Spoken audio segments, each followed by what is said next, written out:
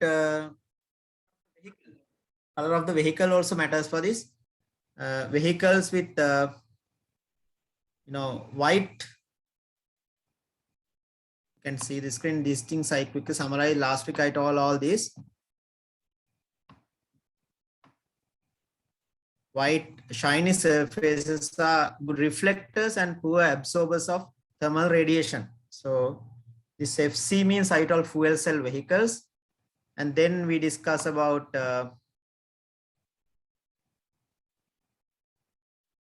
so the black surface, dark rough surfaces absorb more thermal radiations and get heated up faster. And white jackets were, black helmets and jackets, so they are good absorbers of heat, gets heated up faster. And then I told even the helmet, so then color matters when, if you take even material, right? If you select a material like this, you can see here, if you are wearing dark colors during daytime, so then your body gets heated up more. If you are using dark colors, if you are in for like, especially in tropical climate or tropical countries, this is important.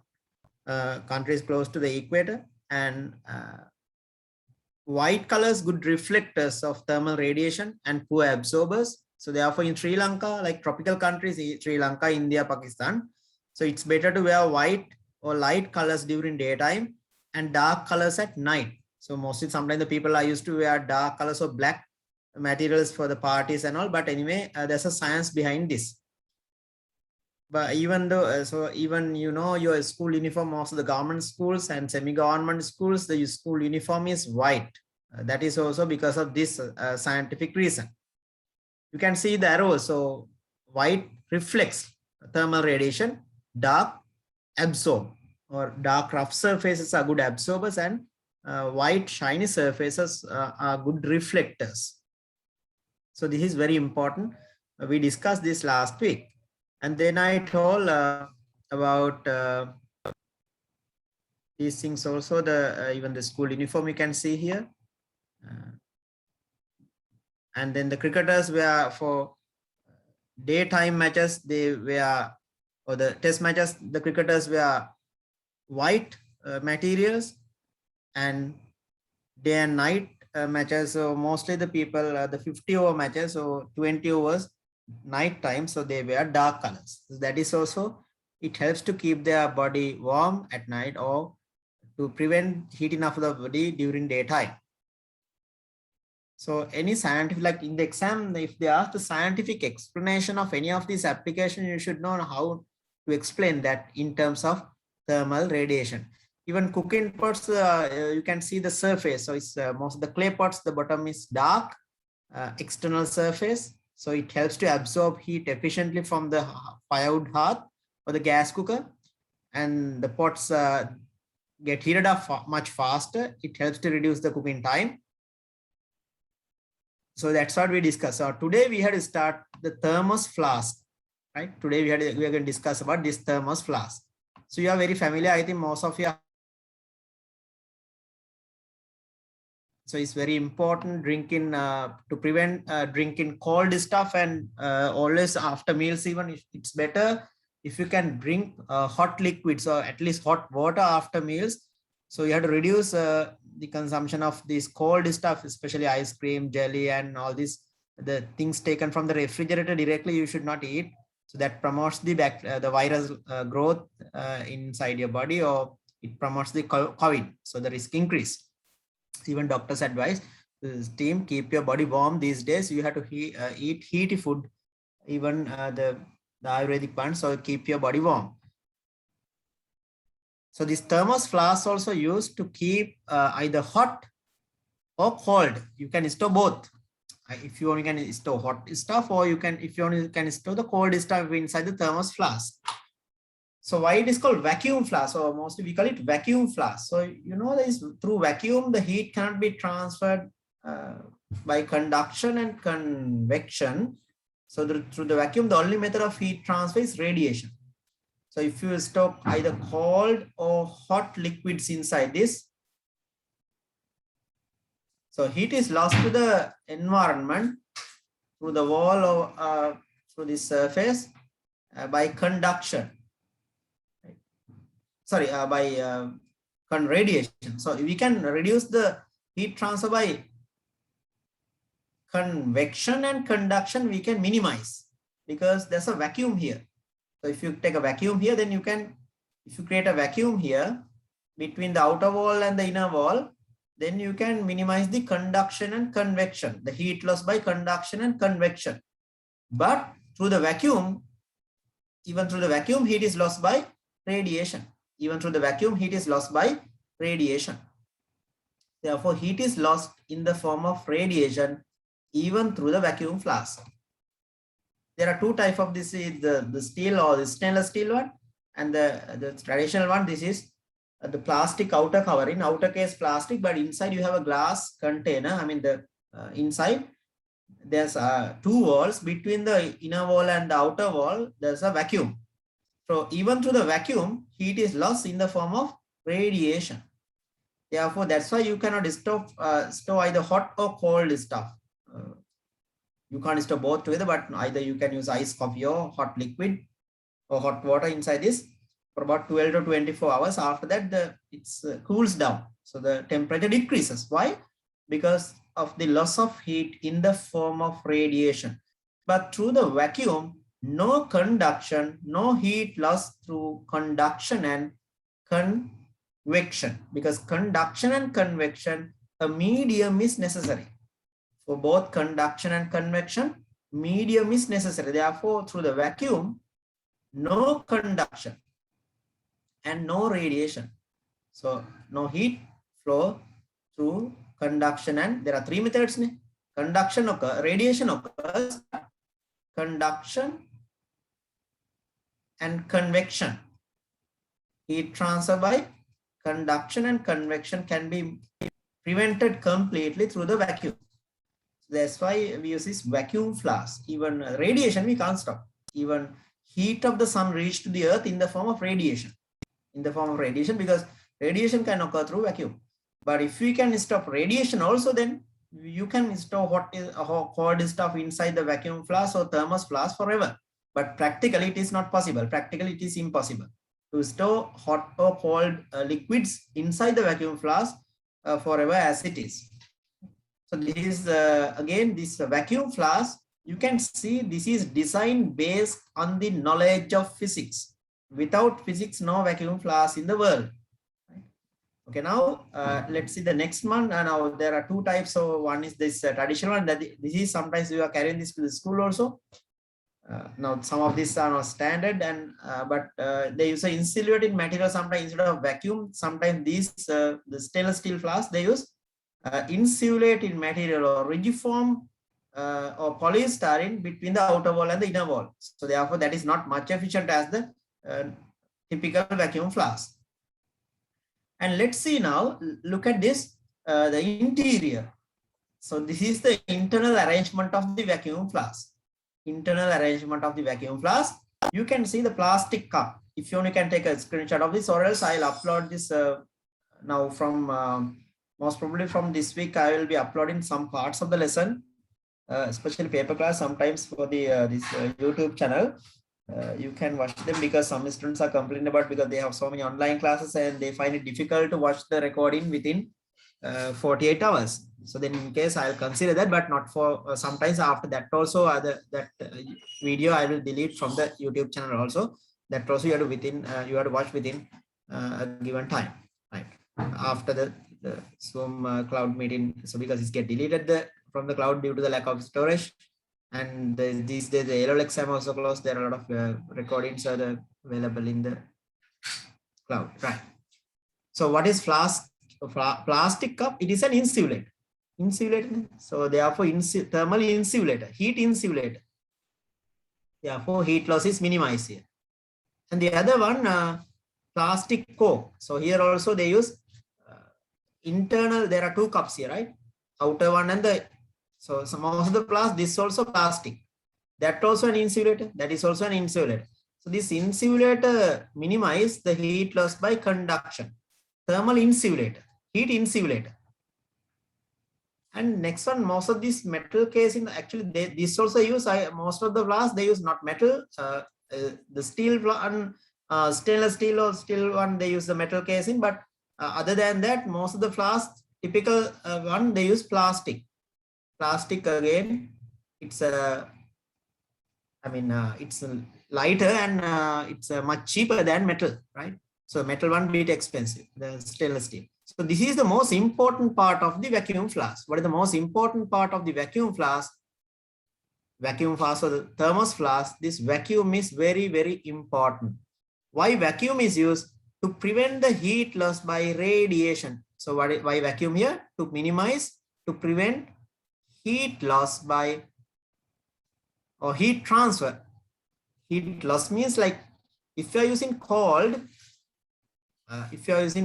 material here, cold liquid, what happened? Heat can flow in or out. If you are storing cold one, so the vacuum prevent the heat transfer by absorption of heat from outside. Heat flow from outside minimize. Understood? Through this, that is prevented by the vacuum. Then if you are using cold one, heat flow to the outside is minimized. Sorry, hot. If you are using storing hot liquids here, then heat is lost to the outside. That is minimized by the vacuum. So this vacuum prevent the heat loss by both. In other words, we can tell heat transfer towards inwards as well as outwards. So this vacuum, that is very important. It prevents the heat transfer by conduction and convection.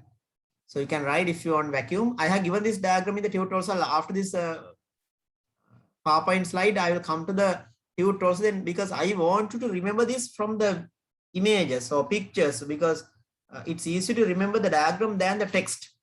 So this one, it's easy to remember. Then it's easy to complete the note, and then you will understand it by, you can read any note and understand this if you understand this concept. So I want you to get the concept, then you can read any note and get it. Okay, so what is vacuum? Vacuum, no conduction, no convection. Vacuum prevent conduction and convection. Vacuum prevents the heat transfer by conduction and convection. Prevents conduction and convection completely. But what happens if air enters this vacuum? Then it's no longer a vacuum. Then you cannot store hot or cold stuff. So then that's why before you buy, sometimes they tell you can return after, you can test 1 or 2 days, or after storing hot water. Then if it is not working, you can return and get a new one. So if you have get the warranty certificate, then vacuum seal also there. This is very, very important. This is what you should check before you buy. So ask them to remove the steel, the plastic casing from the bottom. You can unscrew and remove it. And you can observe this vacuum seal is very important. There's a pointed nut-like thing, vacuum seal. There's a nut-like thing here. If you have a thermos flask, ask from your mother, or even now from your someone in your house, or definitely you should have at least one flask in your house. Ask them to don't keep it like this way. Ask them to keep this upside down. Otherwise, this globe-like thing will come out and it will break, and they will get nicely scolded from everyone. So you have to keep this this way, upside down opening.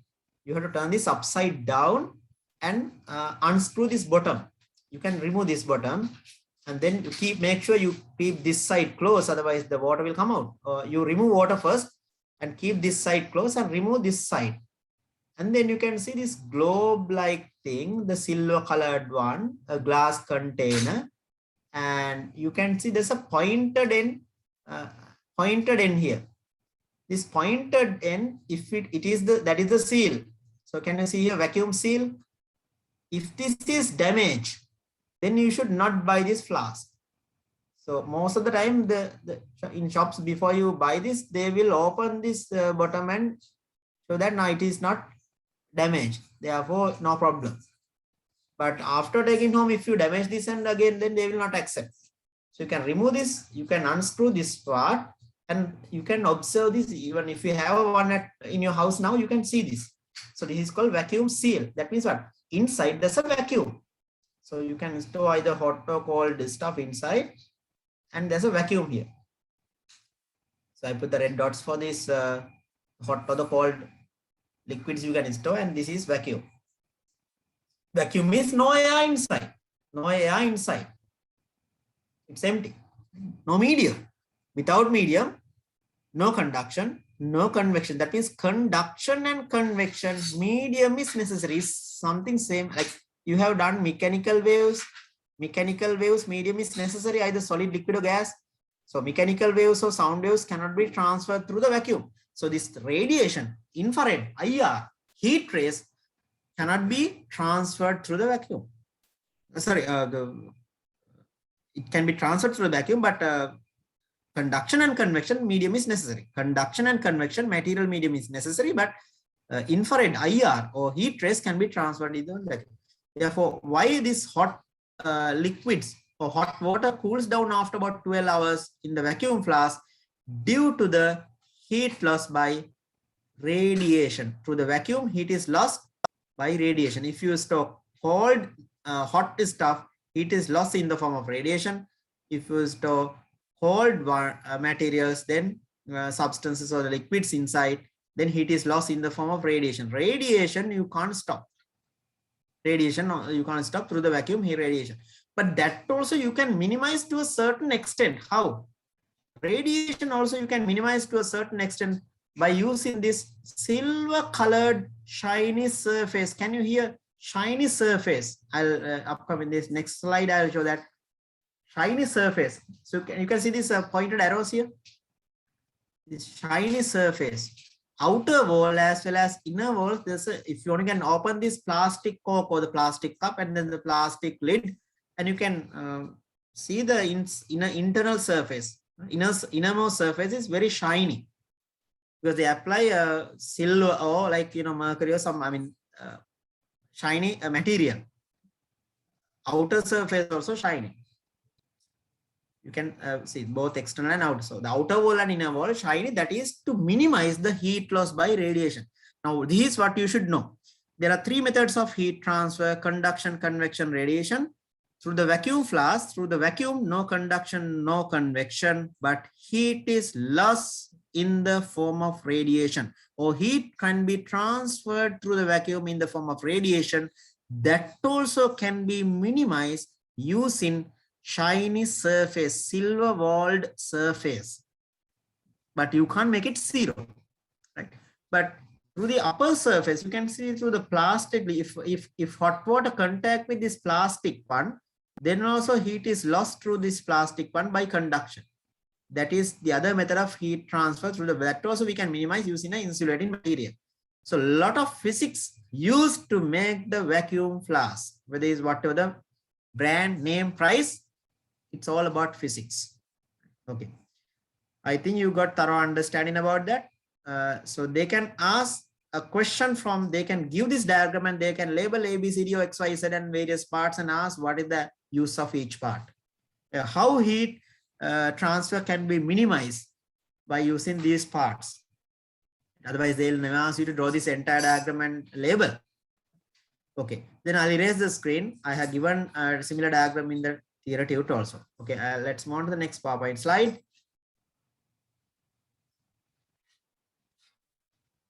Okay, again, you can see now what is the one, number one, plastic insulating material, right? So number two, outer, the plastic casing. Number two is plastic casing. Sorry, I'll move back to the previous one. Right. You can see here number two. Number three is what? Outer wall. Number four, vacuum. Okay, so sometimes they can give not to label these all these parts, right? Not to label all these parts, but some of the parts they can ask me labeling. So number four is vacuum. Between outer wall and inner wall, there's a vacuum. Vacuum.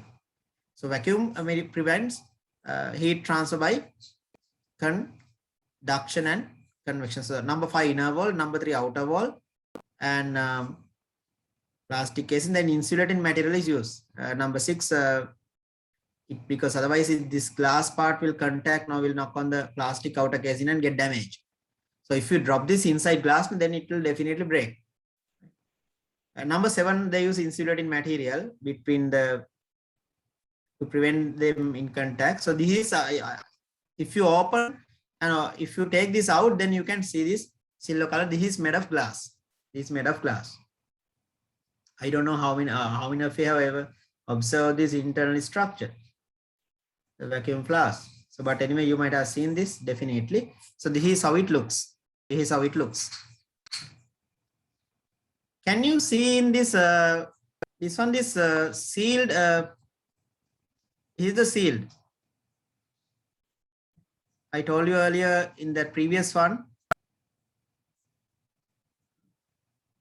There's a vacuum seal.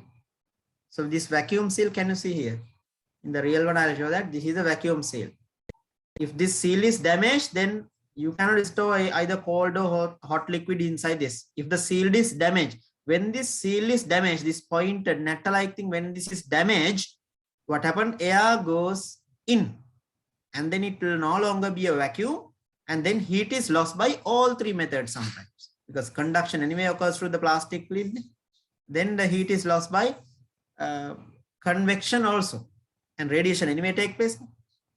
Therefore, this vacuum seal, it's very, very important. Before you buy any vacuum flask, open the lid at the lower end, bottom end, you have to open the lid. Lid means you have to unscrew the bottom, and you have to check whether this vacuum seal is damaged or not. Can you see here the vacuum seal? So why silver wall? Why silver colored outer wall and the inner wall? To minimize the heat transfer by radiation. To minimize the heat transfer by radiation. Again, can you see here? This is the vacuum seal. You can definitely, if you have one at home, please ask just to open it, because the others also will understand in your house. So you can check, ask them whether it's there. Right? Whether this vacuum seal is there and whether it's damaged. So definitely it is sealed. After creating a vacuum, you have to seal it. This is vacuum seal. But this vacuum seal is not mentioned in your textbook one. I don't know why. That is the most important part. That is the practical application of this. But with this vacuum seal is not mentioned even in your textbook to the vacuum flask. I will show the textbook also after this. Right. Then, okay, before that, okay, after that, I'll come to this one. Heat transfer. Okay, let's move on to the theory tube now. Right, theory tube. I'll come to this one later. Right. Okay, now theory tube. Okay. Can you see the screen now, everyone? This is what we discussed last week. We discussed up to reflection of thermal radiation. Right? Up to the reflection of thermal radiation we discussed. Number 30, page another. So this is the last page, page 9. Page 9, 30th one. Can you see the screen? Now you can see the screen clearly. Page 9, 30th one. Okay.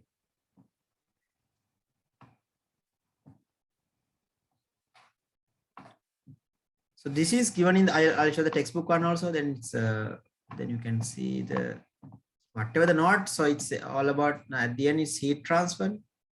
This is the textbook one. Wait. This is textbook one. Diagram. Heat transfer and heat transfer. Vacuum flask.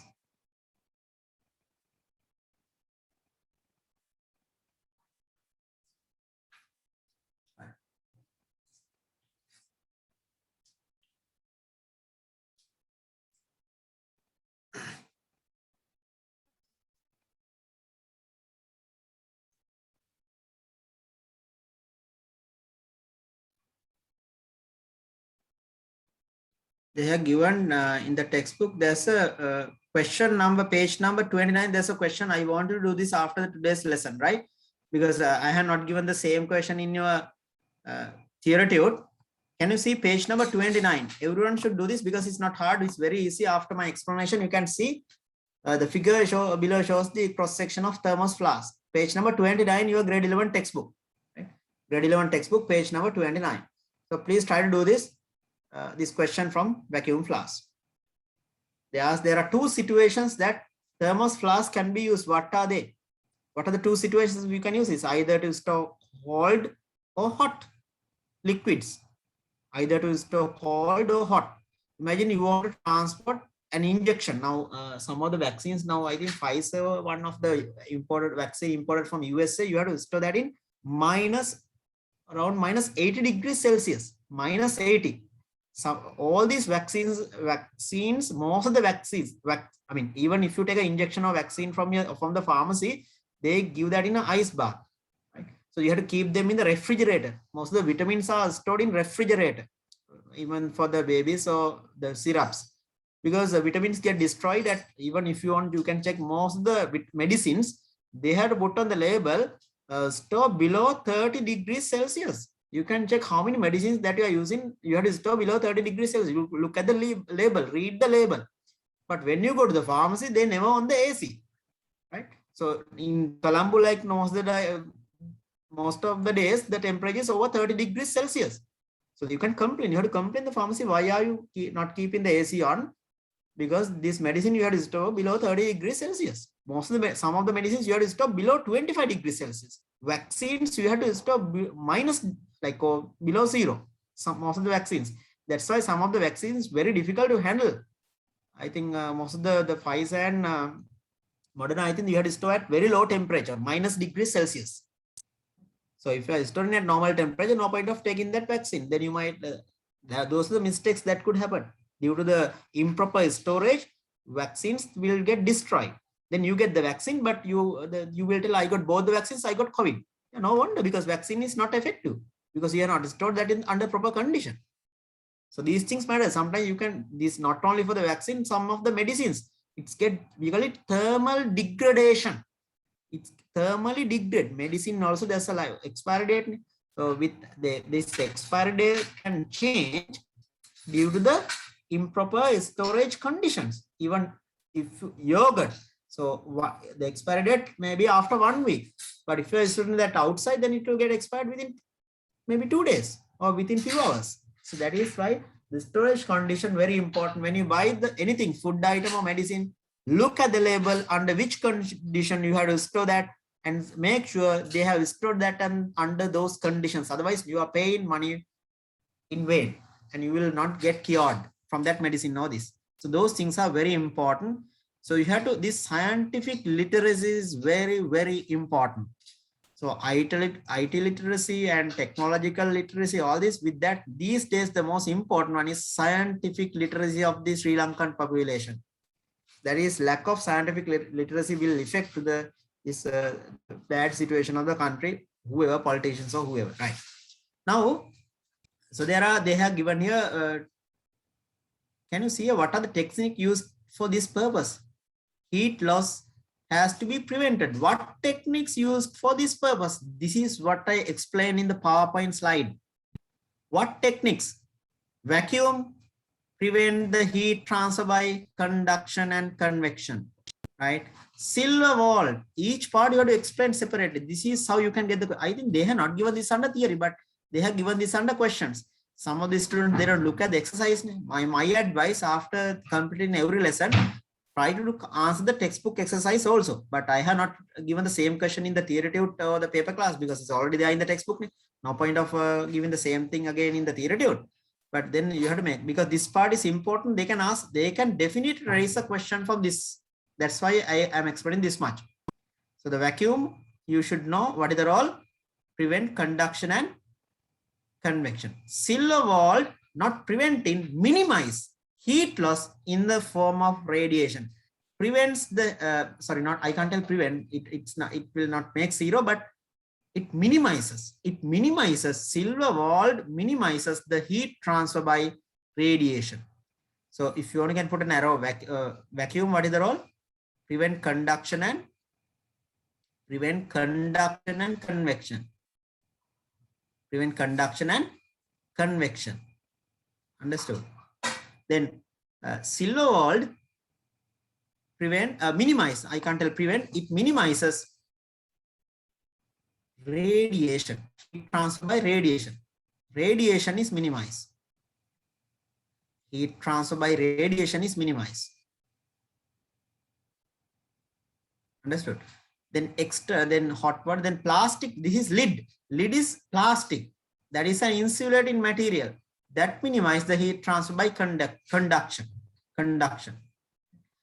So external case, that is also mostly either plastic or metal casing. So this is what they are asking here. Right? So you are pouring 100 degrees Celsius water into this flask, 500 ml, in order to keep the water at this temperature. But anyway, can you keep the water at this temperature forever? No. After 1 hour, temperature become 95. After 2 hours, temperature become 90 degrees Celsius. Like that, after 24 hours, it become like around 30 degrees Celsius. So therefore, that is due to the heat loss by radiation. Heat loss by radiation. So that's a good question. They can, because I showed this question in your textbook, because they can ask this in the exam. Right? They can ask this diagram in the exam. Very, very important. Then back to the theory route. Now you know everything. I think you don't need to study this vacuum class again, because I use the PowerPoint textbook exercise, and now theory route also I'll show you. I have given again a different diagram. Okay. Can you write the first point below this, everyone? Instances where thermal radiation is important, right? Because below this, right? Near this diagram, right? Application, right? Thermos flask. Example, thermos flask. Sometimes we call it vacuum flask. Or within bracket you can write vacuum flask. Okay, now this silver walled highlight, the middle diagram, this silver walled and vacuum highlight. That's pretty important. That is an enlarged view of the internal structure. This is magnified view, enlarged view of the wall. Outer wall and inner wall both silvered. Even this one, inner wall also silvered, outer wall also silvered, silver colored, and inside between the outer wall and inner wall there's a vacuum. That is this vacuum. Right. Now write the first point below this. Vacuum between the outer wall and the inner wall. First point. Right, everyone, now. Vacuum between the outer wall and the inner wall prevent heat transfer. Prevents, right? Okay, write the first point. Vacuum between outer wall. Please write now, everyone, those who have got the printout of this table. Outer wall and inner wall.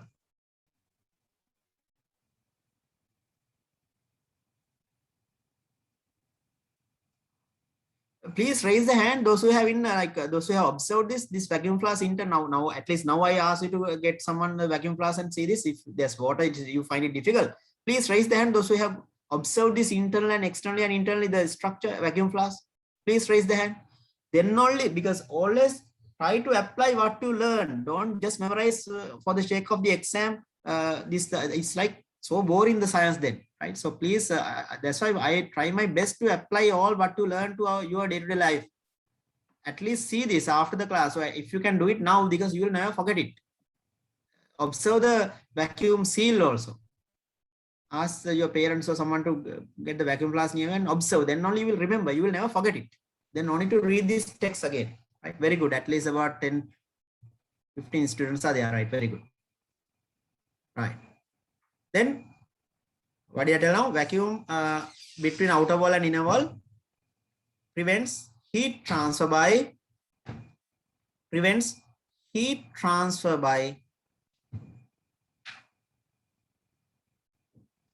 conduction and convection. By conduction and convection. In this sentence, please highlight the word vacuum highlight. Vacuum highlight prevents highlight, conduction and convection highlight. Vacuum highlight prevents highlight, conduction and convection highlight. Very important. Then second point, right, everyone? Second point, right? Second point below this. Silvered wall, outer wall and inner wall. Silvered wall, please write it. Silvered wall minimizes heat transfer by radiation. Silvered wall minimizes heat transfer by radiation.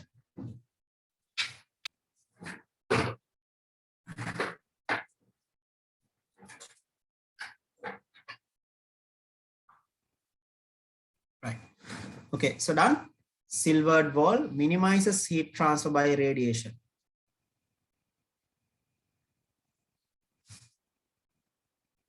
Silvered wall.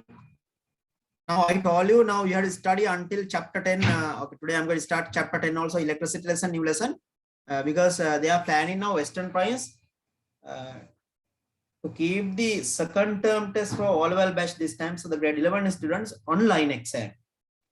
We have already prepared the papers, 50 MCQs we have prepared for this grade 11 batch, and grade 10 also 50 MCQs, and grade 6 to 9 25 MCQs online exam. They have not confirmed the date, but the papers are ready, so then they will inform the dates most probably end of September sometimes, right? If the schools are not, I don't think they'll be able to open the schools because they are planning to vaccinate I mean, age group from age 18 to 30, and then from age, I think 12 to 18 also. So immediately after vaccination, you will not develop the immunity. It will take 2 to 3 weeks to develop the immunity. That also after taking both the vaccines, so then it will take after second vaccine also to develop the immunity of over 95%. It will take time. Immediately after vaccination, you can't go to the school. Therefore, it will take at least 2 more months to vaccinate this the school student. But anyway, who knows the side effects of these vaccines? So there are no research literature available because the vaccine is like now less than 2 years. So it's clinical trial and a lot of time. So it will take, who knows, so that risk is there. But anyway, no one can tell not to take vaccine, but it is your right to decide whether to take or not. If anyone prefers for the Ayurvedic medicine, they can switch for that. That's no problem. No one can force. That is your right. Okay.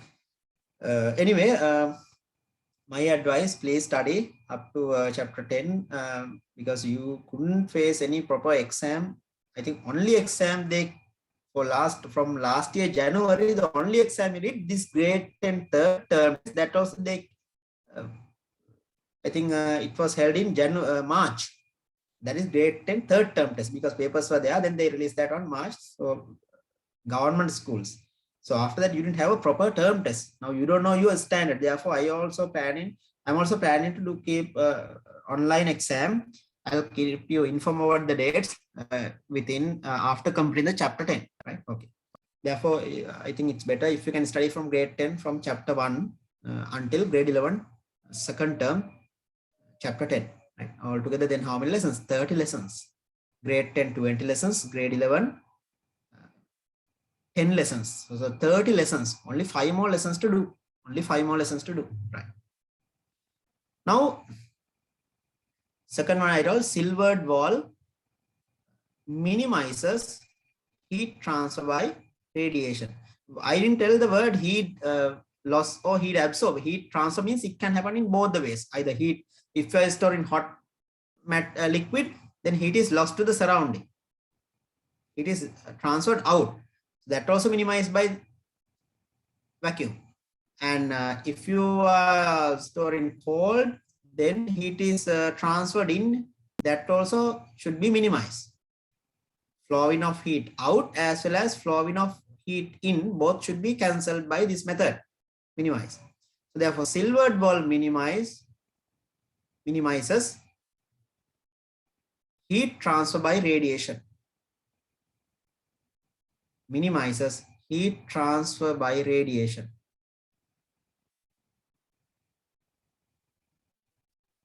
Heat transfer by radiation. The next one, third point, right? Plastic lid. Plastic lid, it's a thermal insulator. Plastic lid or plastic cup. Plastic lid is a thermal insulator. Thermal insulator and minimizes the heat transfer by conduction. Please try the third point. plastic lid is thermal insulator and minimizes the heat transfer by conductor. If you want, you can write here 1, 2, 3. Most important one, number 1, vacuum. Number 2, silvered wall. Number 3, plastic lid. So those 3 parts you have to you should know how to explain how these 3 parts help to minimize the heat transfer and helps to store cold or hot liquid inside maximum number of hours. So shall I erase this? Did you all finish writing? Anyone still copying down? Hurry up. Last one I did, plastic lid is a thermal insulator and minimizes, I don't know, specified below this, that minimizes the heat transfer by conduction. Last one, plastic lid is a thermal insulator and minimizes the heat transfer by conduction. Silvered wall minimizes the heat transfer by radiation. By radiation.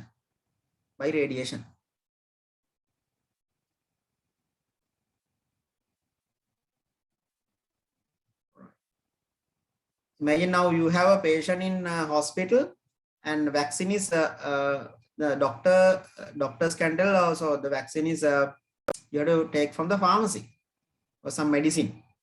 Then now you can't take a refrigerator to keep this medicine from the pharmacy to the hospital. Then you have to use one of these methods. So at least rigid form box.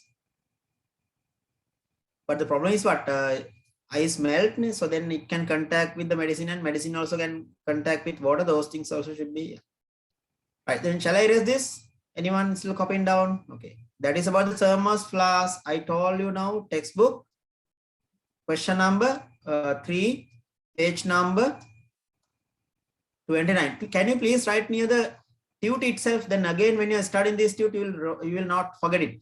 Right, everyone near this tute, page number 29, grade 11, part 2 textbook. Can you please write it? Question number 3, textbook, grade 11, part 2.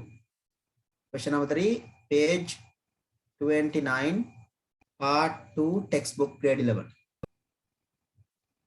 Please write it, because then when you again start in the theory, you should look at that question also in the textbook. Grade 11 textbook, page 29. Right. Then next one. That is the last one. 31.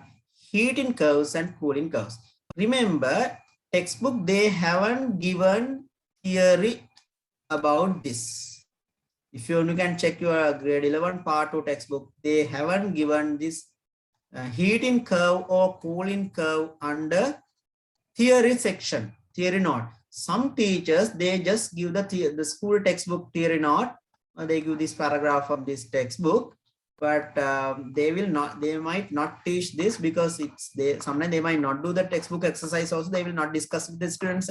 If you are going to discuss this textbook exercise with the students, they will come across this question and then they will have to teach the theory about this. Can you see here? Again, textbook exercise, question number 5, page number 30, the last question of the textbook exercise. So this is very, very important. You have to put 3 stars for this. Sometime this time paper, one support center paper, they have given it 2016 or 7. I'll discuss this Saturday night. This is very important. So far they haven't asked essay type questions from this. What is a heating curve or cooling curve? So let's see what happens when you keep on heating a substance, either liquid or solid. Again, back to the theory tube. Look at this. Now you are given heating of a sample of solid paraffin wax at room temperature. Now here you have the solid. Look at the screen, everyone. Now you have to mark this in which form. Okay. What is this? Y-axis temperature, x-axis the time taken. When you heat, what happened at the beginning, it's at room temperature. Can you please put an arrow towards 25 degrees Celsius and write that is the room temperature. You start, because when you take the wax, that is room temperature 25. That is the room temperature 25. Now you keep on heating. When you're heating, what happened? Temperature increase. Now it's solid. Solid wax, temperature of the solid wax increase. When it reached to the, when solid wax reach 55 Celsius, what happens? temperature remain unchanged. Very, very important. This at 55 Celsius, you can see temperature remains unchanged from 2 to 3 minutes. For about 1 minute, temperature no change, but you are supplying heat because you are continuously heating this. What is this temperature called, and what is the name of this heat supplied called? Who can give me the answer? What is the name of this heat supplied called? Yes, Manit? Latent heat. Very good, latent heat. Very good, latent heat. Yes, Manit, latent heat. Latent heat means what? Heat is supplied, but temperature remains 55 Celsius. Latent heat of what? Now, at the beginning, it's solid. I'll put letter S here. So at this point, letter S. So this corner, I put letter L. Now it's going to melt. It's going to convert solid into liquid form. In between, you have both solid and liquid. So here you have both S and L in between. I don't have a space right. I'll put an arrow and right here. I'll put an arrow and right. This is very, can you please put 3 stars for this? Very, very important for this time O-level paper. Please put 3 stars for this. And textbook also page number, it only page number 30, no? Yeah, page number 30, question number 5. Page number 30, question number 5. Can you please write here, refer page number 30, textbook exercise. Please write it, otherwise you will forget it. Refer textbook page 30. Page 30 exercise. Right. After this, you should better try to write the answer for that one after the class. You will definitely do it. You can do it because after my explanation. Because this submission, they find this hard, and some teachers, they don't teach this even.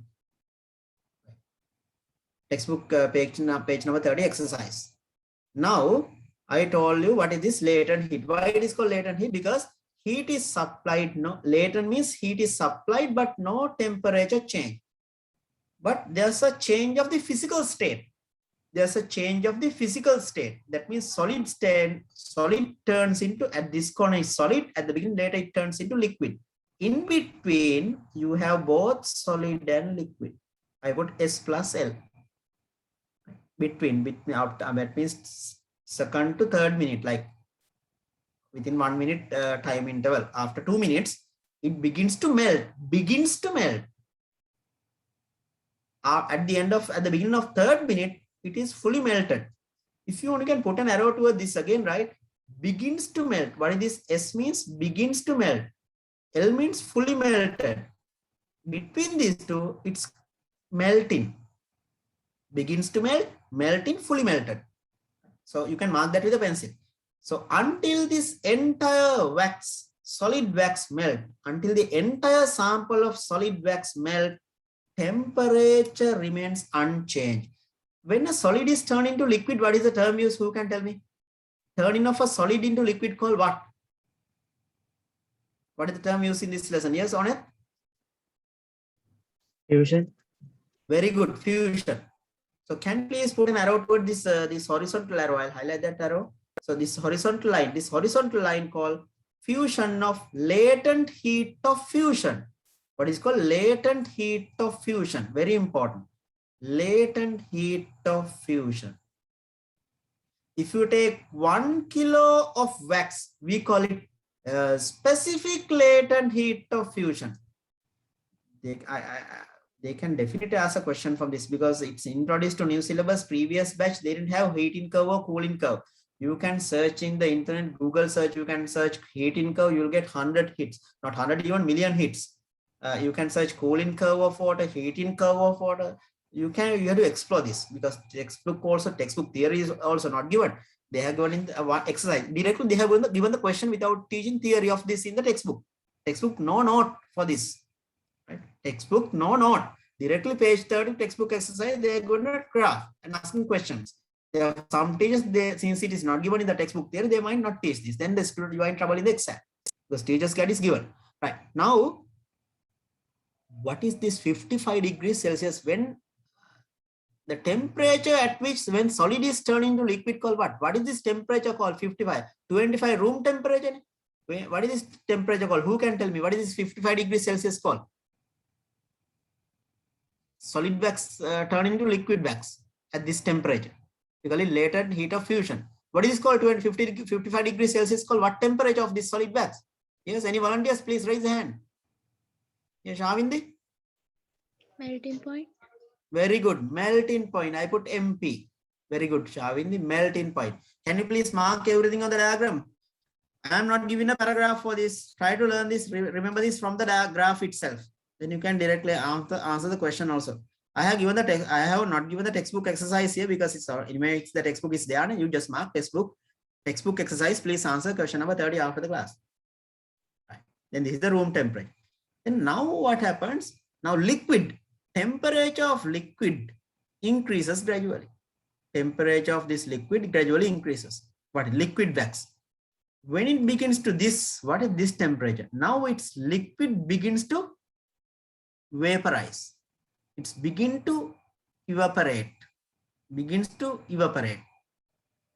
So this 70 degrees Celsius, if you keep on heating, if they ask you to continue this graph, to complete this graph, then again you have to draw the next horizontal line that is for the boiling point. Can you? They are asking that in the question. Textbook exercise, they ask to extend this, to continue the graph and to show the boiling point. So this is the boiling point. Can you please draw a horizontal line with a pen or pencil here itself, or even the textbook page number 30, you can do it. Yeah, the same graph I have given here, this page number, this one, this horizontal line, they are asking to draw it. So that is the answer for the textbook one. Anyway, here you can draw, right? What is this 70 degrees called? That will be the boiling point of wax. Please mark here BP. What is BP? Boiling point. What is MP? Not member of parliament, melting point. BP boiling point. BP for boiling point. I don't have space, right? That's why I'm writing short form, but you better write the full name if you have space in here. Right. So then what happened? It boils. So there what happened? Fusion. So I'll put this solid and liquid means. So this is the phase which fusion take place. So here what happened? Boiling occurs. So it's a boiling point. So the boiling take place at this temperature. Boiling.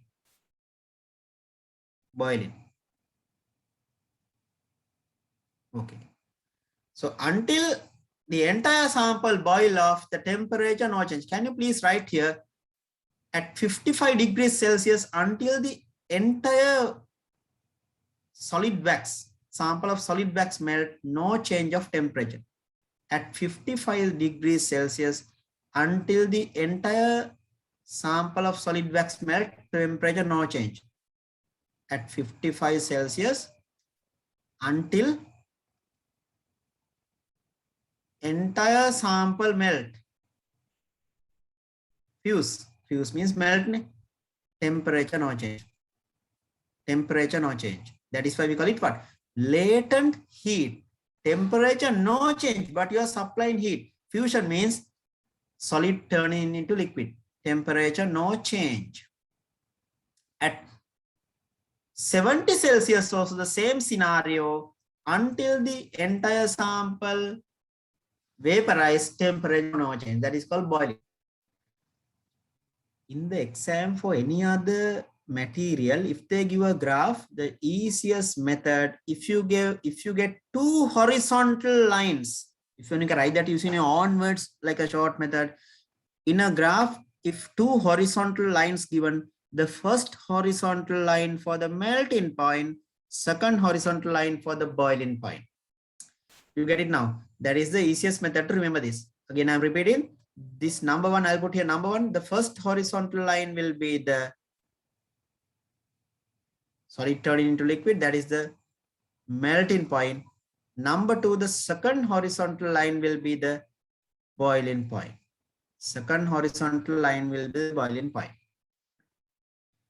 Okay, now keep your the friends informed, because now more than 100 students now paid for this month, August. Right? Now today are nearly 73 students.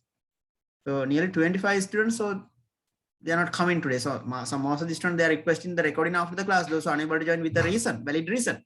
But some students, they don't request even that they have paid and they are not coming to the class. I am taking the attendance and recording also not requested. So if they are doing it purposely for 4 consecutive classes, they will be kicked off from the group. And those who are not upgrading the name card and staying silent without coming to the class or just stay in the group, then also they will be removed from the group at the end of the month. So if you are difficult, you can keep informed and you can join the classes. That's not a problem, but you can't just stay silent and without upgrading the name code or without joining the classes. So therefore, because if you miss, then you can't. There's a opportunity now. You can watch the recording any like even 2-3 times, and you can refresh your memory and you can study. You should not give up this. So I have a plan now. I will upload exam now. Now, example, 1 month before the old exam. Sometimes you want to, if you want to recall the previous lessons. So then I have downloaded all the recordings. I have a separate folder in my devices. So I will try to upload all these videos only for the students who are join the online sessions. They can watch those videos. I'll upload not now itself, later when the exam is closed. If you want to revise those lessons again, when you come across any difficulty when you are trying to answer the questions, maybe 1 or 2 months before the old exam, that will be very useful, right? So physical classes, you don't get that benefit. Okay, anyway, try to join the online session. So then it's very important, right? Next one. So what are the 2 things you have to notice here? So beginning room temperature. Then when solid wax reach 55 Celsius, it begins to melt at time 2 minutes, begins to melt at the end of 3 minutes, at the beginning of 3 minutes, when 2 minutes completed, right? At the beginning of 3 minutes is fully melted, and at the beginning of the 4th minute, it begins to boil. After maybe depending on the amount you have liquid, wax or whatever, it takes some time to boil off completely. You can draw this graph completely. You can draw this for the water also. For the water also. If it is water, what will be the melting point? This will be 0 Celsius. This will be 0 Celsius. Then boiling point will be 100. You get 2 horizontal lines. The gap will be different. Sometimes it will take not 1 minute, or depending on the quantity, the time will change. Time will change depending on the liters of water, the amount of kilos of water you have, amount of wax you have, the time will change. So then the horizontal line, you will get 2 horizontal lines. So that is very, very important. What is this is called heating curve. If it is a cooling curve, you come from the top to bottom. Top to bottom. Now, if you can, I'll erase this. The best thing is they have given textbook also, they have given only 1 graph. So if you want, you can search in the internet. What is it called? Heating curve and cooling curve. Heating curve and cooling curve. Then you will get all these graphs. You can try to explore this using cooling curve of water or heating curve of water. Sometimes in the exam they can give for water. So this one they are given only for wax. Now tomorrow night I'll definitely discuss all these MCQs. Now last week also I reminded you this theory-tude. There are how many MCQs I have given here? 30, 16, 17, 18, 19, 20. Yeah, I have given here nearly 20 MCQs. Right? 24 MCQs. 24 MCQs given. Please mark this for homework. And 2016 already there's a C-type question that also I'll discuss. Right? Tomorrow night online paper class. Saturday night online paper class. Then okay, this is what I wanted to show you. This textbook. You can see if you search in the internet. Heating curve or cooling curve. Heating curve. If you search heating curve or cooling curve,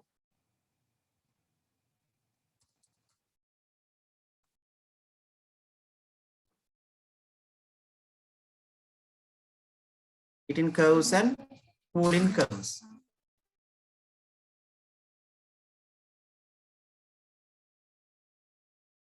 Heating curves and cooling curves. You will get out here. Can you see the graph here? If you click images, you can get what is it, what it is. But unfortunately, the textbook, they have, can you see so many graph here for different. Can you see this one? This is the cooling curve. Can you see here this one? It's very interesting. Water vapor. Then when it reaches 100 degrees Celsius, it begins into liquid. Can you see at 0 Celsius, ice. So please study this. There are so many resources. If you are really wanting to study rather than searching the other stuff in the internet, please try to search, explore. Then you will be very important. Here is melting. First, I told you the first. Can you see here? The first horizontal curve melting. Second horizontal curve vaporization. Right. So this is for water at under 1 atm pressure. Water boils at 100 degrees Celsius. Look at the y-axis, the values. Can you see here? So this is a detail. Here you can see melting, red arrow melting, and then the next one vaporization. Vaporization. Then again backwards, it's condensation and freezing. So vaporization and condensation takes place at the same temperature. Can you say, if you can you please write it in your short notebook? At boiling point also, condensation also at 100 Celsius, and vaporization also 100 Celsius if it is liquid water. In other words, this here freezing. Freezing means liquid water turns ice. That is also 0 Celsius. Ice at 0 melt also the same temperature. Melting and freezing both happens at the same temperature. Therefore, freezing point and melting point of a given substance is constant. Can you all please write it? Freezing point and melting point of a given substance takes the same value. And vaporization, boiling and condensation also take place at the same temperature. But unfortunately, they have not given this word in the textbook. I don't know why. They have not given heat in curve or cooling curve word even. They are not given paraffin wax at room temperature. Investigate the changes occur when the temperatures gradually increase. So they plotted against time. They should have given that word heat in curve or cooling curve. At least the students can search it. But anyway, I please try to answer this question. Question number 5, textbook exercise.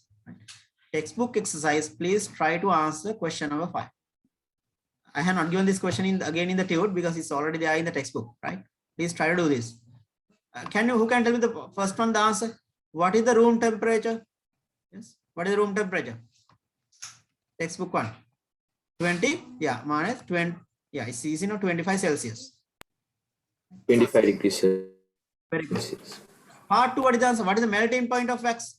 What is the answer for this? What is the melting point of paraffin?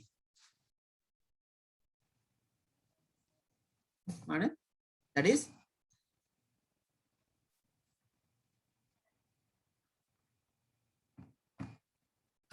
the melting point. 55 degrees. Yes, yes. Then what is the boiling point? Jonathan?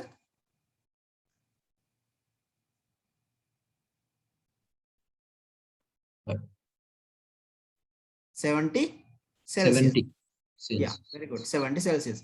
Now you can see part 3. How long after commencing the experiment did the paraffin wax begins to melt? How long after commencing the experiment? Who can tell me the answer of the part 3? Part 3. How long? Look at the y-axis, x-axis, the time. Michelle, yeah, what is the answer for the part 3, Michelle? 2 minutes.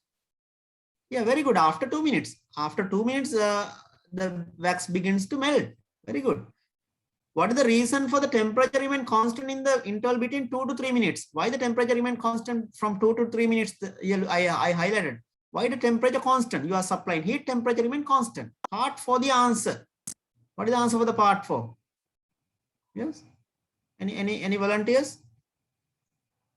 Manit? Guys? Latent heat of fusion. Very good. Excellent. That is due to the latent heat of fusion. Due to the latent heat of fusion. Part 4 the answer is why temperature remain constant due to the latent heat of fusion. The latent heat. Yeah, very good. Yes.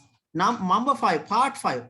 If supply of heat of paraffin wax stop after 4 minutes, give a sketch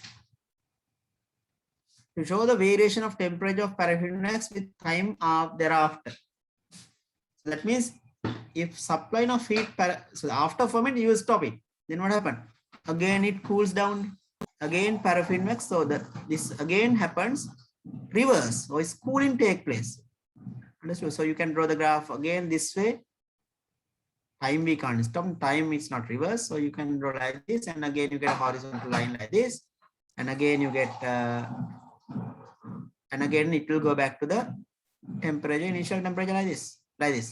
So it's returned again. Do you get it? So this is, what is this one? Freezing take place. Sorry, condensation. Turns into liquid, and again when it comes here, it's turned into solid like that. But if you keep on heating continuously, now here they have given heating stop. But if you are heating continuously, what happened? Then it again, they can ask either one. That is actually this part 5, they ask about cooling thing, cooling curve. That means temperature will drop. Temperature will drop. Right, so that is the last question of the textbook exercise. Now we have to start chapter 10. That is the end of chapter 9. I use PowerPoint slides. I explain the textbook, the exercise and what is missing in the textbook. There's one more mistake in the textbook. That is, this is one of the big mistake in the textbook. I forgot to tell that last week. Even the latest print, they have not corrected this. What is this? I think this is the latest print of this, your textbook. 2019 and 20 print also, I think. Let's see. Yeah, this is 2019 print. 2019 print also, they have not corrected this. The problem is this. I'll show the place. They have given here metal page number. When you are reading the textbook, you have to be careful. There are some mistakes in the diagram and this part. Expansion of solid, the heat under heat transfer. Under heat transfer, there's a problem in this explanation as well as in the diagram.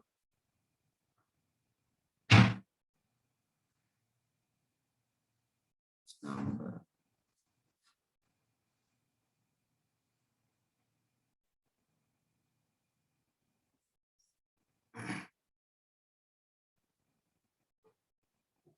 Conduction, convection. Yeah, this one here. This one, page number 23. Can you see here page number 23? Conduction through a metal rod. So they have given metal atoms. That is completely wrong. Vibrating atoms. Metal has no atoms. Metal has metal ions. That is one of the biggest mistake they have done it. Otherwise, you will. I mean, one day if you start doing A-level chemistry, you will think, what did we touch all this wrongly? No metal atoms. This is wrong. So please make this correction. This should be metal ions. This is wrong. And here again they have given atoms. This everywhere they have put atoms. So no atoms in a metal. If you want to write, there are metal ions. There are metal ions in a metal. Metal ions. No atoms in a metal. If you can search in the internet. There are no metals. There are metal ions, but no atoms. No atoms in a metal. Atoms won't be present, no atoms. Only metal ions. They have given here atoms. Everywhere these atom. I'll underline all this. Is completely wrong. Free electron correct. Is free electron or mobile electron? That is correct. Atom is the problem. All this in the explanation they have given this word atom. So therefore, actually this is how, if you want, I'll show this structure of metallic lattice. So if you search in the internet, the structure of metallic lattice, you will get it. I don't know why they have not corrected this in the latest print also this. Anyway, if you search in the internet, the structure of metallic lattice.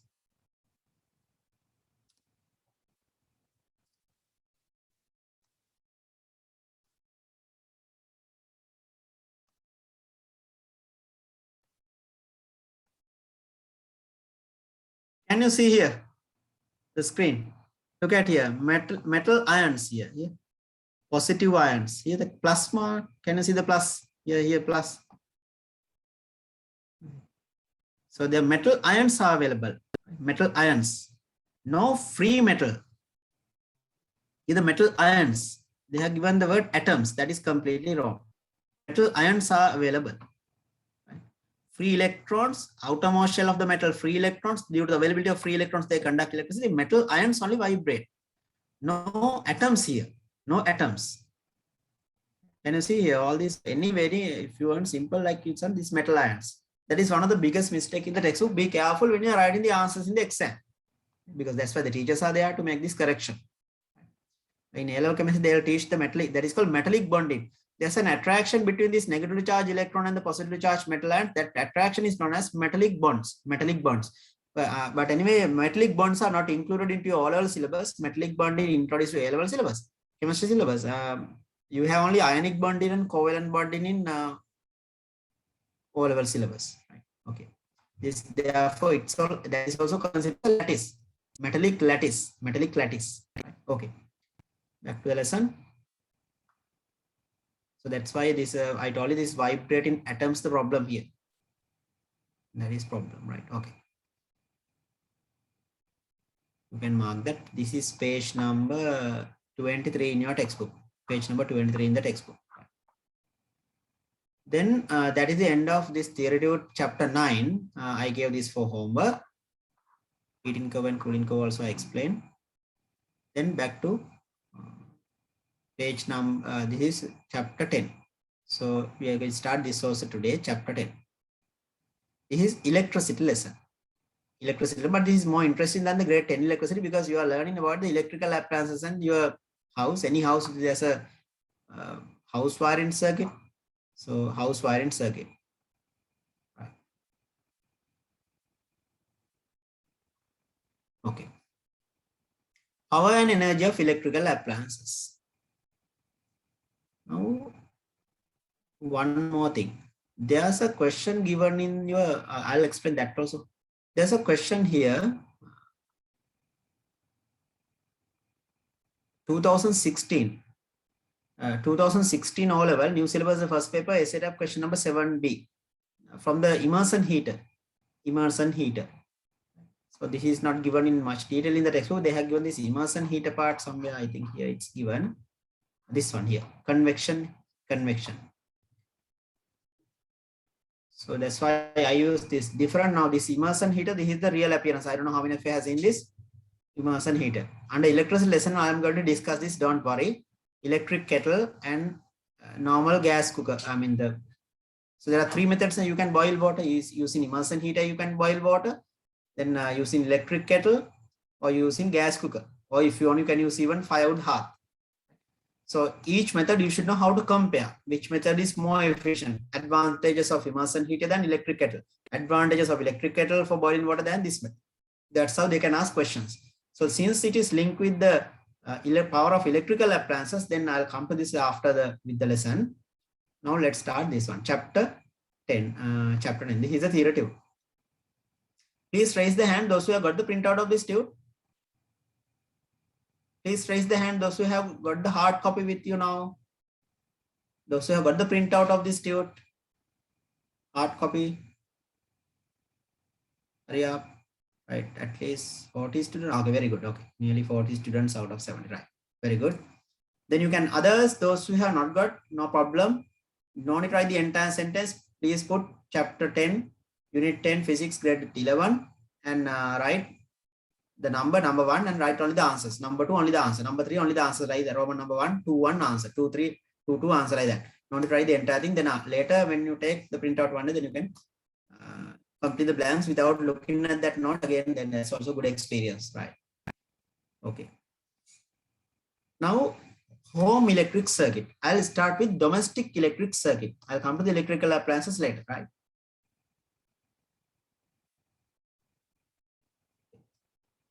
Now, if you take any, you can't directly get electricity supply from the national grid without wire in the house. In hydropower station or thermal power station, electricity is produced under high voltage. Maybe in thermal power station, they use transformers. In the thermal power, before you get electricity from the national grid, in any domestic circuit, voltage is around 230 to 240. So average value 230. In a domestic circuit, any plug point in your house, the voltage is 230. It can change within the range 230 to 250, but average value 230. Then if you take the ampere value, 30 amperes. Ampere value 30 amperes. Voltage 230, current 30 amperes. And the nature of current supplied to your house from the national grid and alternating current. There's two types of current called AC and DC, and alternating current and direct current. So I'll explain all this. So these are the main specifications of the domestic electric circuit. What is the voltage? 230. And this is AC means alternating means it looks like a transverse wave. So transverse wave. So I'll explain what is the nature of AC. So therefore it has a frequency also. So it is 50 cycles per second, 50 hertz. So voltage 230, frequency 50 hertz, and nature of current supplied AC, and ampere value 30 amperes. So these are the main, if you take countries like Japan, China, so the voltage will be not exactly 230, it can be 110 volts. Ampere value will be different. So this is in Sri Lanka. This is in Sri Lanka, the main domestic or home electric circuit. Okay, come to the first few blanks now. What is the voltage? 230 volts. 230 volts. Then frequency, right? 50 hertz. 50 hertz. If you go, if there's an electric meter in your house, if you check, you can read all this information. Then type of current, AC. AC means alternating current. AC means alternating current. So you don't write this AC, then air condition. So this A.0 means if you have space, write alternating current. Within bracket you write alternating current. Alternating current. And alternating current. Right. Alternating current. Next one, number 2. Electrical energy generated by the power stations raised to high voltage. That means, have you seen the between electrical posts, there goes danger, high voltage. In your house is 230, but high tension wires, aluminum cables from the powerhouses. You can see these kind of wires here. High tension wires like this, high tension wires. So sometimes they give danger, voltage is 30,000 volts, 40,000 volts. Why it is transmitted under high voltage? They get directly transferred 230. Then it's easy, no need to convert again to 230.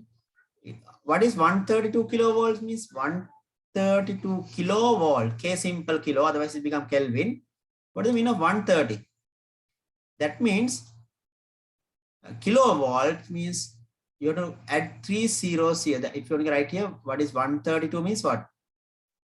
132, and you have to add 3 zeros to convert into kilovolt to volt. That means 132,000 volts or 220,000 volts.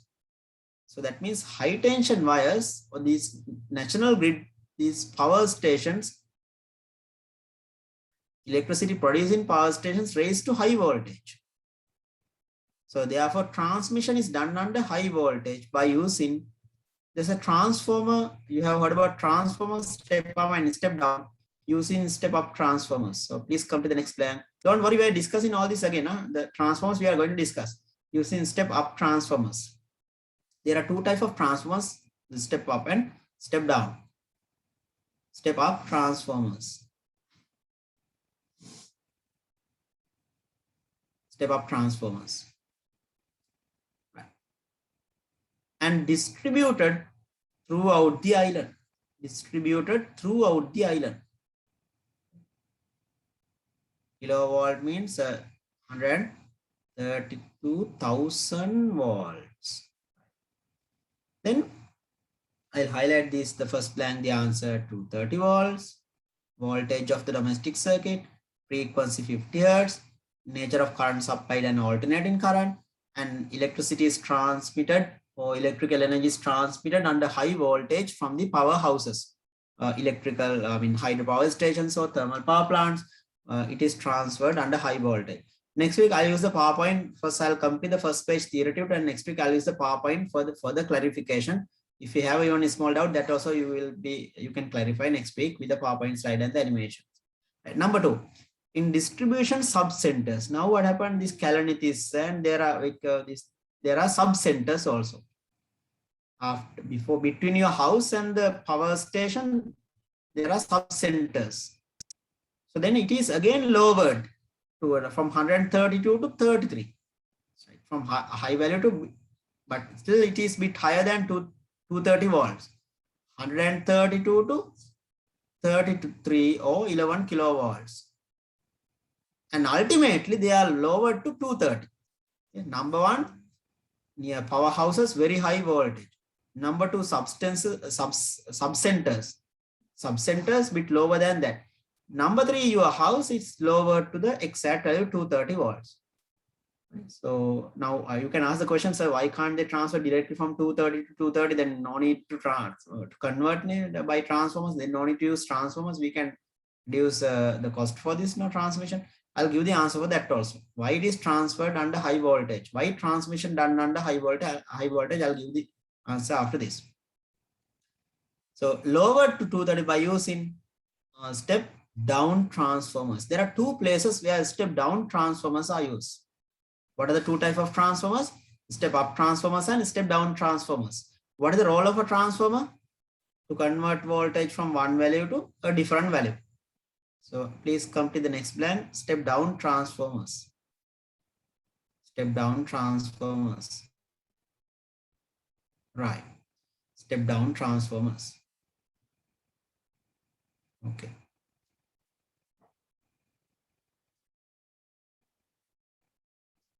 Can you write in a short notebook? A transformer can be used to convert voltage from one value to a different value, from high to low or low to high. Please write in a short notebook. Everyone should maintain a physics short notebook. So, right, transformers are used to convert voltage from one value to a different value.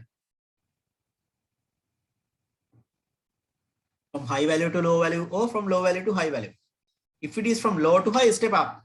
If it is from high to low, step down. If it is from low to high, step up means, from the word you can understand, step up means what? Low to high. Step down means high to low. Okay. Please write in power stations, what is the type of transformer used? Step up. Can you please write in a short notebook? In power stations, step up transformers are used. In sub-centers and near the domestic circuit, I mean in the light canoe, like the electrical post, so they use step down transformers. In sub-centers and near the consumers or the domestic circuit, step down transformers are used. So sometimes you might have observed this when you're walking on the road, in some places or electrical posts or in your area for your village. So there's a transformer that distributes electricity. If there's a problem in the transformer, then the entire area will not get any power supply. Okay, transformers, anyway, we are discussing in detail under chapter 13, under electromagnetism lesson, chapter 13. Remember from 10th lesson onwards, all this electricity, electro. Chapter 10 electricity, chapter 11 electronics, chapter 12 electrochemistry, chapter 13 electromagnetism. The four most hardest lessons in your syllabus. What? 11, 12, 13. 10th also not that hard. But anyway, you should better read the chapter 19, current electricity, grade 10. Current electricity, chapter 9, Ohm's law, V equals IR, resistance, parallel, series and all. So that also you need, because every year, O-level paper, there's a essay type question from electricity and heat. Electronics also came last year, O-level paper. Therefore, you have to pay more attention for the essay type paper, this part. Don't miss any lesson. If you miss or if you get disconnected even in the middle, please request the recording, right? Then next one, briefly explain why the transmission is done under high voltage. Okay, that is the question I asked. Then you can ask why directly we can't transfer 230 from the powerhouse to the domestic circuit, from Norachole or from Randenigala or Rantame or whatever, hydropower station or thermal power stations, we can directly transfer through the cables 230. Then no need any transformers in between. Why it is done under high voltage? Remember, when the voltage increase, current flows through the cables decrease. That is the reason. When the voltage, now so again you will ask questions, so then Ohm's law. Ohm's law, when the voltage high, current also high. So now this is not directly linked with the Ohm's law. Okay, so shall I erase this? Did everyone finish copying down? Okay. Now let's see the reason. Why transmission? Underline the word transmission, underline high voltage, underline. Briefly explain the reason for the transmission of electrical energy. under high voltages. Right. So what is the equation in a transformer? Input power is equal to the output power. Power equals VI. So transformers cannot generate any power. Input power of the transformer equal output power. P input equal P output. Power input, because transformer cannot generate any power. It is just converting voltage from low to high or high to low. Power in equal power out. So power in means what? VI. Input power equal VI, output also VI. Therefore, when the power, to keep this product constant,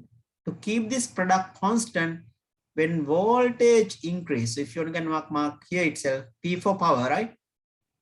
Power you have done in grade 10 also. Power equal energy over time or work done over time. That is for grade 10 power, mechanical energy. Now this is electrical energy. There are two equations for power. Previous one, grade 10, you have done power equal, if you don't write it, power equal work done over time. Or you can write energy divided by time, potential energy divided by time, or kinetic energy divided by time, or work done over time. That is grade 10 power. Now you are doing grade 11 power. Grade 11 power, electricity power, VI, voltage times current. So therefore, there are two equations, grade 10 and grade 11, two equations for power. Whether it's that power or this power, it is measured in watt. Current decrease. When voltage increase, current decrease, to keep the power constant. If there's no energy loss in the transformer, practically it is impossible. No machine is 100% efficient in the world. Even in the transformer, it is lost. But if we assume under 100% performance of the transformer without any energy loss, when the voltage increases, current decrease to keep the power constant. Otherwise, what happens? Power will change. When the voltage reduces, power will change. But power cannot change because transformer cannot increase or decrease the power. It can, this arrow should be the other way around. The step up transformer, what happened? Voltage increase, current decrease. When current decrease, loss of heat energy or loss of energy in the form of heat decreases. Again, I'm repeating. When okay, right? Can you write this one after that? Again, I'll explain. Please write here the reason. When voltage increases,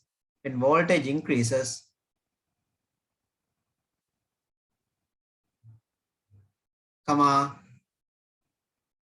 amount of current flows through the amount of electrical current flows through the high tension wires.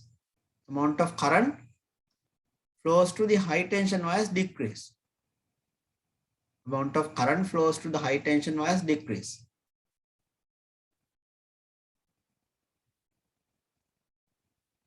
Amount of current flows through high tension wires or transmission cables decrease. What is the type of metal used in these high tension wires? Not the black cable connected from the electrical post to your house. That is black one. So I'm not talking that high tension wires, but it is not insulated. Who can tell me what is the metal used for the transmission of electricity between the electrical post from the power station to your house? What is the metal used? Any volunteers? Arosha? Anita? Aluminium. Yes, very good. Aluminium. Why aluminium is used? Can't they use copper? Inside our house, the wiring done using copper. Kalani cable or ACL or whatever the brand, whatever is, it's copper, inside copper. Even if you take your charger, mobile phone charger, laptop charger, all this copper inside. It is insulated. But copper is not used. By aluminium is used. Can't they use copper? What are the reasons for using aluminium for high tension wires? They can ask those questions except. Okay, who can tell me one reason for using aluminium for these high tension cables between the electrical post, light kanu? Atara? Yes? Anita? Arosha? Because aluminum, copper is expensive. I didn't get it exactly. Can you repeat it again? Because copper is expensive. Yeah, very good. Than aluminum. Right. One is the economical. It's not economical to use copper. Arosha, did you tell anything else? Right. Less resistance. Lower resistance, yes. But copper, actually, the copper resistance lower than even aluminium. That's all. Copper conducts electricity while aluminum do not conduct electricity. Oh, no. That is completely wrong. Aluminium is a metal, it conducts electricity. Otherwise, how can they use aluminium for the high tension wires? Copper and aluminium both are metals, both conduct electricity, but conductivity of aluminium is greater than, conductivity of copper is greater than aluminium. Copper is better, but why are they using aluminium there? Why there are so many metals in the periodic table? More than 80 in the long form of the periodic table. There are more than 80 metals. Why? Especially aluminium is used for that. So one reason, aluminium is the most abundant metal in the earth crust, and it is not subjected to rusting like iron. Therefore, no need to insulate, and it is economical. Therefore, it is fit for the use. Economical, no rusting, light in weight, and conductor of electricity. Main requirement is electrical conducting. Without electrical conducting, no point of using that. Aluminium conducts electricity, but less than copper. But if you can use copper, is better. But copper is so expensive. Copper is expensive. Copper is the abundance, less abundance than aluminium in the earth crust. What is the most abundant metal in the earth crust? Aluminium. Second most abundance, iron. Highest percentage in the earth crust, aluminium. Aluminium has a high melting point, and it conducts electricity, and it is not subjected to rusting. It is light in weight, no need to insulate. It doesn't react with rainwater, or it is not subjected to corrosion. It's easy to handle, malleable.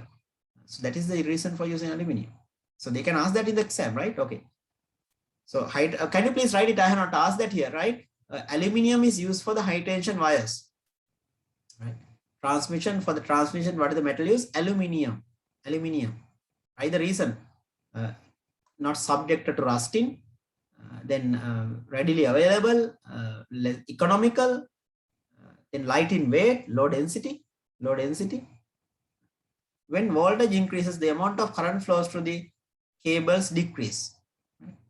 Current flows to the transmission cables less. Flows to the wires less, decrease. Cables decrease.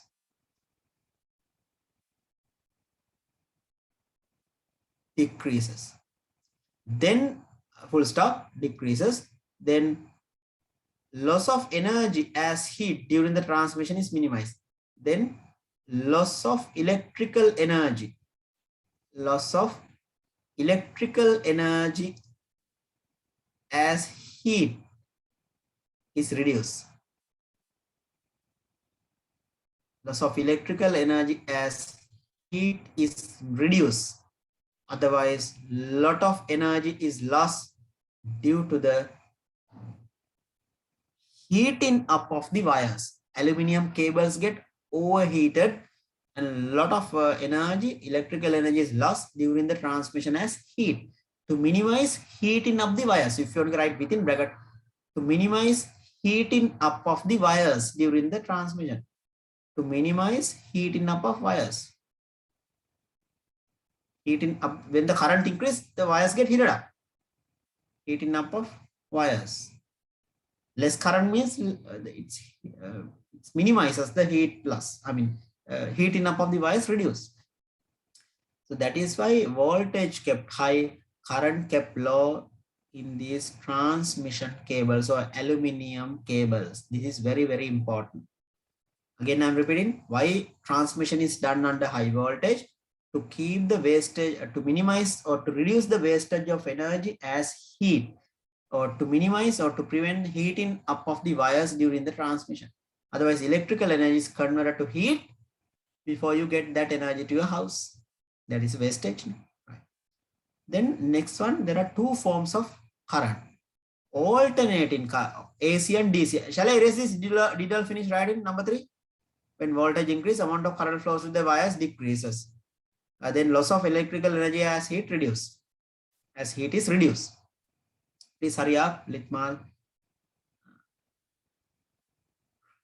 But remember, this is, don't get confused with the Ohm's law. Ohm's law, what happened? when voltage increase, current also increase. That is in case of a power source, battery, dry cell. Then what happens? Higher the voltage, higher the current. That is Ohm's law. Current is directly proportional to the voltage. That is Ohm's law at constant temperature. But here, this is not for a battery. This is for the transformer. Right? Please remember that. There are Ohm's law for a battery. Here, this is for a transformer. Transformer, when the voltage kept high, current kept low. Then number 4, the form of current supplied from the national grid. I'll erase this now. It is an alternating current. So there are 2 types of current. I have given the waveform here. So right here, an alternating current. Number 4, the answer, an alternating current. An alternating current.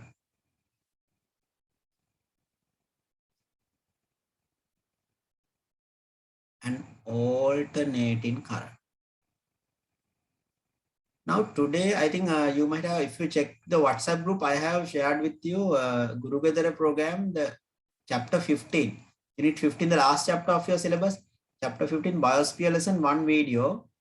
You can watch that because it's not a hard lesson, last lesson. So acid rain and the environmental pollution part.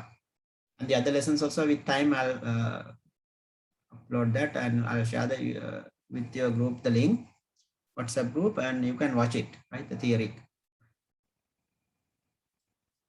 Okay.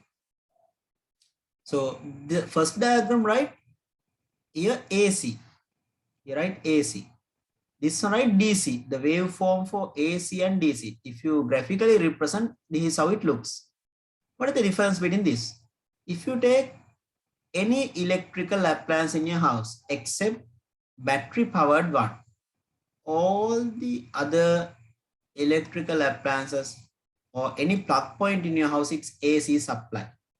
Any plug point, AC supply. AC supply. But if you take laptop or your mobile phone, there's a battery in it. Any battery is DC. Any battery is DC. Therefore, when you are going to charge your laptop using the laptop charger from the plug point, then you have to convert AC to DC, because laptop battery DC or mobile phone battery DC, but plug point AC. That's why there's a box-like thing in the charger to convert AC to DC, or we call it AC DC adapter. If you have that box-like thing, there are so many letters printed on that in the middle of the laptop charger. The charger, there's a box-like thing there on the label. You can read it. So input is AC, output is DC. Because you cannot charge the laptop battery from AC supply. Any battery is DC, whether it's dry cell or simple, whatever, any battery, pentorch battery or laptop battery or dry cell or electric vehicle battery or mobile phone battery or laptop battery, any battery is a car battery, they're all DC, direct current. So direct current, what are the sources? Batteries. Batteries, all the batteries are DC. If you want to write here, pentorch battery, dry cell, laptop battery, mobile phone battery, all the batteries, vehicle car battery, 12-volt battery, they're all the batteries DC. And solar cells also produce DC. Solar cells also generate DC. Batteries and solar cells DC. Then what are the sources for the AC supply? Dynamo, bicycle dynamo, or generators, bicycle dynamo or any dynamo, and generators. The AC generator in powerhouses, they are AC supply. You get electricity from generators from the powerhouses. So generators and dynamos produce an alternating current. Batteries and solar cells, direct current or DC. Yeah, what is DC and AC? What is the difference? In front of this, you can write continuous flow of current only in one direction. What is DC? Continuous flow of current only in one direction. Flow of electric current only in one direction. That is called AC. Flow of electric current only in one direction.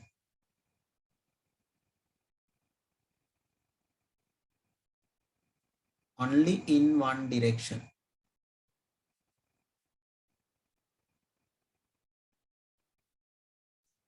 Flow of electric current only in one direction is known as AC. DC. But current that reverses its direction, that is called DC. But actually, DC means what? I'll put this positive half, it's like a transverse wave. Positive means forward. Again, negative means backwards. Again, positive means forward. That means direction of current changes. Changing of the direction of current with time. That is AC. So you can mark here plus and minus sign. Plus means positive half cycles forward, minus means negative half cycle backward. So that means not continuously flowing forward and backward. It's alternately forward, backward like that. So that's why it's like blinking the bulbs. If the frequency, that's why it's called 50 hertz. 50 of these cycles per second. Actually, if the frequency reduced, the bulbs are blinking. Bulbs are blinking. You can see the color lights.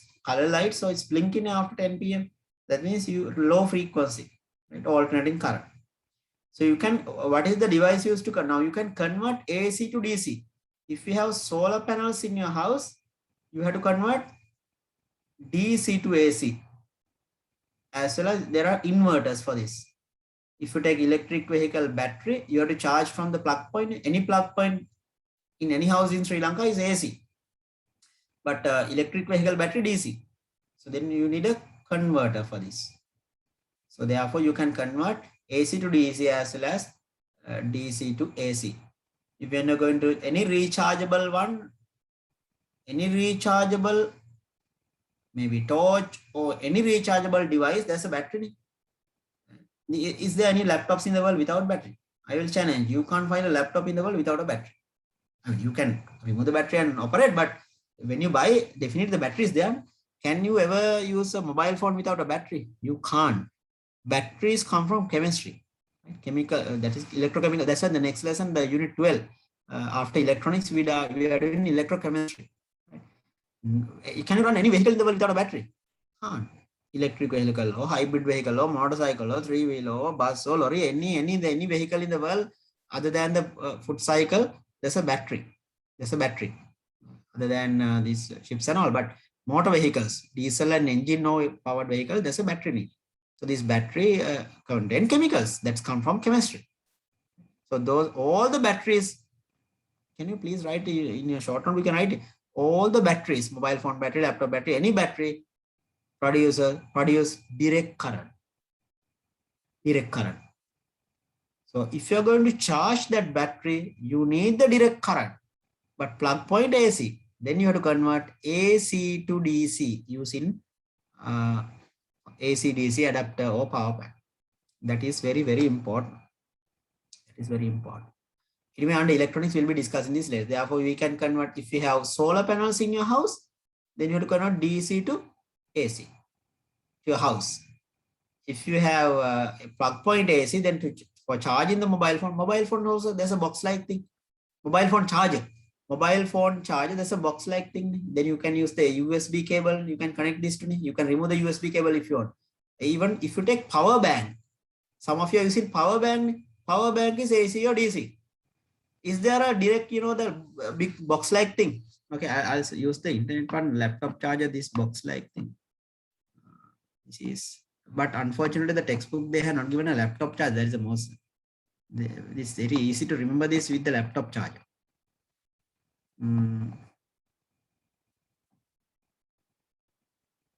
Okay. And here, laptop charger. And mobile phone charger.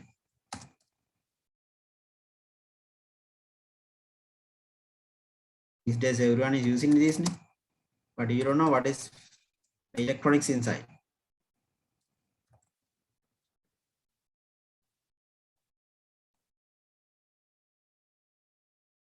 Can you see this box-like thing here? Okay, most of the chargers, there's a box-like thing. Can you see here?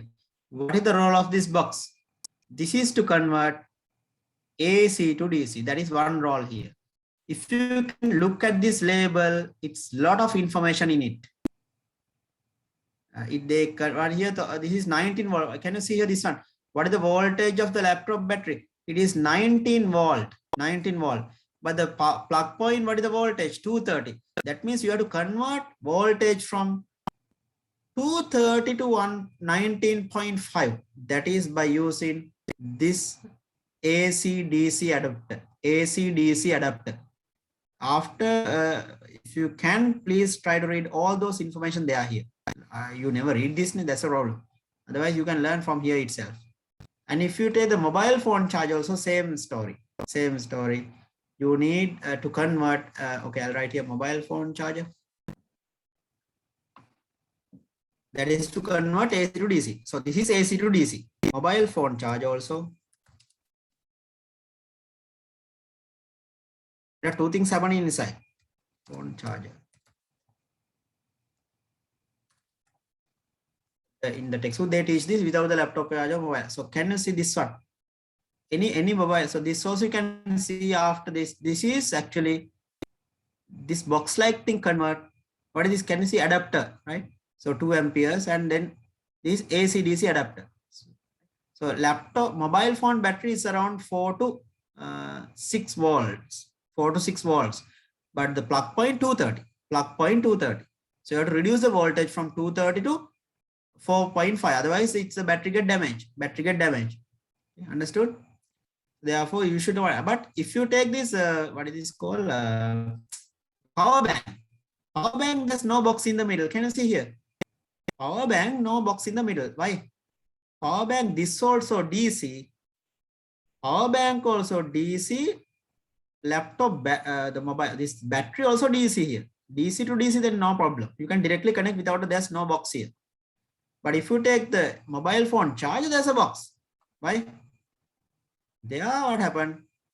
Input AC, but output DC. Output DC, that's the reason. Okay, that's very, very important. So you should know what is happening. You never read this. That's a problem. So a lot of things to learn from this charger. Okay. We call it, one more thing happening here. Now I told you the voltage. Voltage also converted from high voltage to low voltage by this. Voltage is converted from high voltage to low voltage. Example, plug point 230 volt. This end you need only 4 volt. If you directly supply 230 volt to the mobile phone battery, then the battery get blast. Understood? So plug point 230. Then this end to the mobile phone, it's 4 volts battery. So that is called what? Again, voltage reduction take place. I told there's a transformer action is there here. Voltage also reduced. And AC is converted to DC. Then you will not forget it. Whenever you learn AC, DC or voltage reduction, then this will come to your head. Right? That is the benefit of knowing this. Understood? So it's very interesting area. AC to DC, voltage from 230 to 4 volts. That means what? AC to DC conversion also there, voltage reduction also there. And in electronics, you will learn how that happens. What are the devices inside this charger, right? Okay, so that is about this AC DC thing application. AC DC application. Otherwise, you will just memorize what is AC, what is DC. The theory. Okay, so I told which sources supply AC and which sources, what are the sources of DC also I told. Right. Then the circuit, domestic electric circuit, house wiring and all house wiring circuit, I will discuss next day, number 5 onwards. This is very interesting lesson because after your oral physics, someday you might not do physics again in your lifetime. You might do commerce, arts or the other subject. Then this is like common sense. For your general knowledge, this is very important. Any house, you have electricity. So you're from morning till evening, you are dealing with this electric current. Right. Okay, then it's almost 10 o'clock. We'll stop for today. And we'll continue the rest next week. Please complete chapter 9 theoretic, the questions, right? Questions before tomorrow night online paper class. Right. Okay, then we'll stop for today. Have a nice, good night and God bless you all.